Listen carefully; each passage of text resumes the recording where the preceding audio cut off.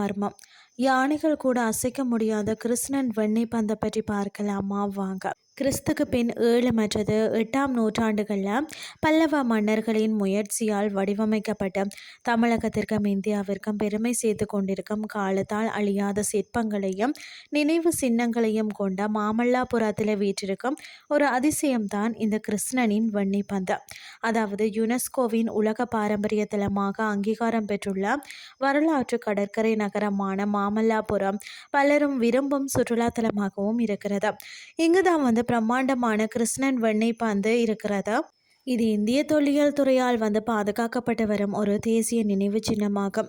கிருஷ்ணன் வெண்ணெய் பந்து ஒரு வசீகரிக்கும் இயற்கை அதிசயமாகும். இது பார்த்தீங்கன்னா புராணம், வரலாறு மற்றது புவியியல் ஆகியவற்றின் கலவையாக விளங்கும் ஒரு பிரம்மாண்டமான கிரானைட் உருண்டையாகும். கடவுள்களால் வடிவமைக்கப்பட்டது போல தோன்றும் அளவிற்கு சரியான சமநிலை மற்றது விகிதாசாரத்தின் ஒரு கோலமாக காட்சியளிக்கிறதுனே சொல்லலாம். இயற்பியல் மற்றது இயற்கை விதிகளை மீறி அதன் சிறிய பீடத்தில் ஒட்டி கொண்டிருப்பதை போலதான் இது அமர்ந்து கொண்டிருக்கிறது. பகவான் ஸ்ரீகிருஷ்ணர் ஒரு வெண்ணெய் பிரியர் என்றதால அடிக்கடி தனது வீட்டிலையும் கோகுலத்தில் உள்ள பிற வீடுகளையும் வெண்ணெய் திருடி உண்ணும் பழக்கம் கொண்டவர். தொங்க விடப்பட்டிருக்கும் அடுக்குக்கான உரிப்பானைகளில் கையை விட்டு வெண்ணெயை கை நிறைய அள்ளி எடுத்து உருண்டையாக்கி வாயில போடுவார் என்கிறது புராணங்கள். இந்த பாறை கிருஷ்ணன் வானத்தில் இருந்து இறக்கிய வெண்ணெய் துளியை ஒத்தி இருப்பதாகவும் கூறப்படுகிறது.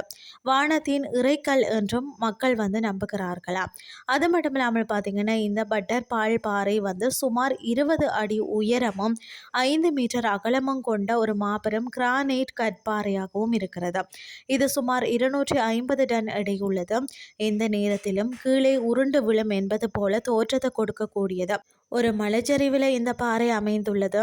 இது புவியீர்ப்பு விசையை மீறி அங்கு வீற்றிருப்பதாக கருதுகிறார்கள். ஏனென்றால் 45 டிகிரி சாய்வில் இந்த பந்து இருந்தாலும் நிலையாக நிற்கிறது. சுற்றுலா பயணிகளை மிகவும் ஈர்க்கும் இந்த பாறை.